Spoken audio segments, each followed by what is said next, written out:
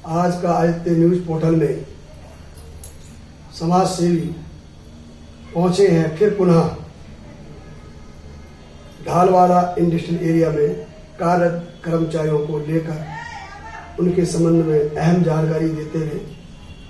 आशीष जी, आज का Aditya news portal में आपका हार्दिक स्वागत। धन्यवाद आपका। पिछले बार आपने एक मुद्दा उठाया था कि ढालवाला में इंडस्ट्री में जो कार्यरत मजदूर हैं, जो मतलब कर्मचारी हैं, जो काम वर्कर काम कर रहे हैं, उनको शोषण के लेकर आपने हमारे चैनल के माध्यम से जनता के सामने बात रखी थी। आज आप फिर पुनः आए हैं, तो खबर चलने के बाद पहले बताएं उसमें क्या असर हुआ। देखिए, खबर चलने के बाद कुछ ज्यादा असर तो हुआ नहीं, और जहां तक मेरा अंदाजा है कि अभी तक कोई भी अधिकारी ये देखने नहीं आया कि जो मेरा कथन है वो सही है या गलत है। अभी तक कोई अधिकारी झांकने नहीं है फैक्ट्रियों में। हाँ, इतना जरूर हुआ है कि कुछ कंपनियों ने आधार कार्ड वगैरह मांगना स्टार्ट कर दिया। जैसे वर्धमान फैक्ट्री होगी, आधार कार्ड वगैरह मांग रहे हैं कि ESIPF के लिए 13 साल से वो लेडीजें काम कर रही हैं जिनका ESIPF नहीं दिया है, और सैलरी आज भी 7,000 रुपए से ऊपर नहीं दे रहे हैं। जो मिनिमम पे वेज जो सरकार का 12,500 रुपए है वो देने को तैयार नहीं है। वर्धमान फैक्ट्री का तो मेरे पास प्रूफ भी है। नहीं बढ़ो ना, तनख्वाह बढ़ो ना, अभी कुछ नहीं बोलता। फिर भाई 12 घंटा ड्यूटी, हैं? कितनी घंटा ड्यूटी? आज कराई हूँ ओवर टाइम, आज कराई ना ओवर टाइम। ओवर टाइम कराए कि बनी आज तो लोगों ओवर टाइम है, तो लोगों ओवर टाइम था। सैलरी क्या दे रहे हैं? सैलरी क्या दे रहे हैं? 7,000 रुपये। 7,000 में 8 घंटे की। 8 घंटे के कुल 7,000 रुपए। हाँ, कौन सी कंपनी है? वर्तमान में। वर्धमान गत्ता फैक्ट्री। हाँ, गत्ता 8 घंटे की।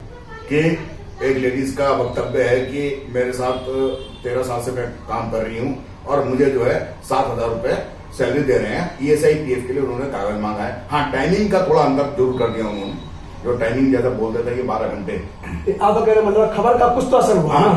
कुछ असर हुआ है।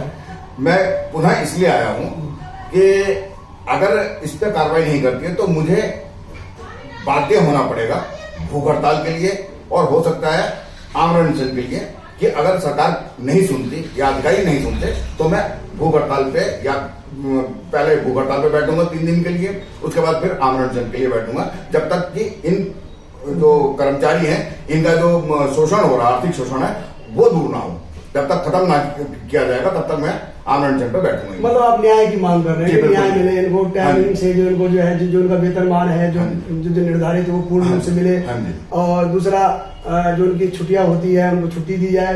गैजेट छुट्टी तो गैजेट मिले, और हफ्ते में 1 दिन की छुट्टी अवश्य होनी चाहिए। बिल्कुल अवश्य होनी चाहिए। और जितने घंटे की ड्यूटी है उतने घंटे की। हाँ, मैं एक और दूसरी चीज, मैं आपकी बात कर रहा हूँ, मैं दूसरी चीज कहना चाहता हूँ कि जो ओवर टाइम भी कर रहे हैं, तो जो मालिक जो 2 घंटा मिलते हैं, फिर 2 घंटा अपनी तरफ देते हैं, 4 घंटे की जो भी है मिलते हैं उनको, वो भी मिलना चाहिए।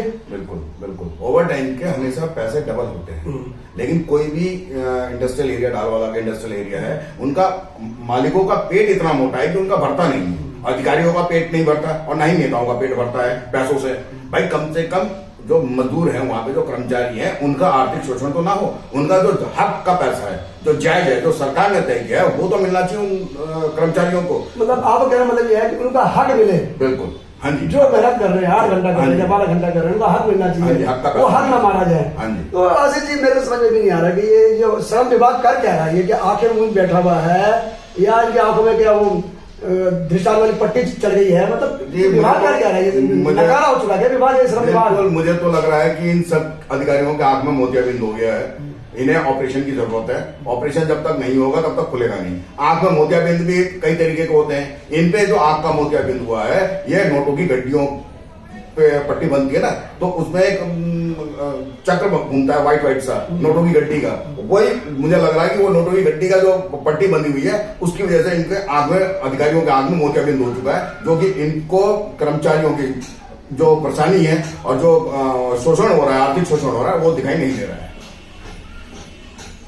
हम तो यही चाहेंगे कि शासन और प्रशासन इस ओर ध्यान दे जो इंडस्ट्रियल एरिया ढाल वाले में जो कार्य कर्मचारी हैं उनको न्याय मिले, उनका शोषण रोका जाए।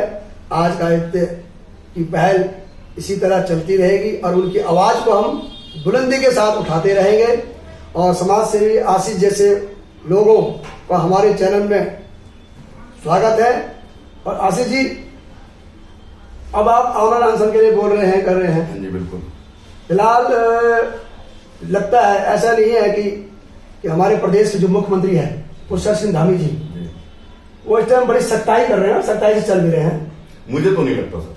नहीं, ऐसी बात नहीं। मुझे देखो, जहां तक है वो आपको नहीं लग रहा है, पर लगता है कि देखो मुख्यमंत्री के पास एक चीज नहीं है, उन पर कई जिम्मेदारियां होती हैं, कई जिम्मेदारी होती हैं। जो नीचे अधिकारी हैं, जो शासन स्तर पर हैं, जो ब्लॉक स्तर पर हैं, जो अधिकारी हैं, ये नहीं काम करते हैं। ऐसा नहीं कि मुख्यमंत्री रीडिंग नहीं कर रहा, वो देख नहीं रहा, वो सब देख रहा है, वो हर खबरों को मॉनिटरिंग होती है। पर मुझे लगता है कि धामी जी और माननीय हमारे मुख्यमंत्री ध्यान देंगे और ढाल वाले में जिस तरह से शोषण हो रहा है कर्मचारियों का, इस ओर अपनी ध्यान को आकर्षण करेंगे। इसी के साथ आशीष जी, आपका हमारे चैनल पर आने के लिए बहुत धन्यवाद। धन्यवाद। कैमरामैन दिलीप शर्मा के साथ मैं दुर्गेश मिश्रा। आज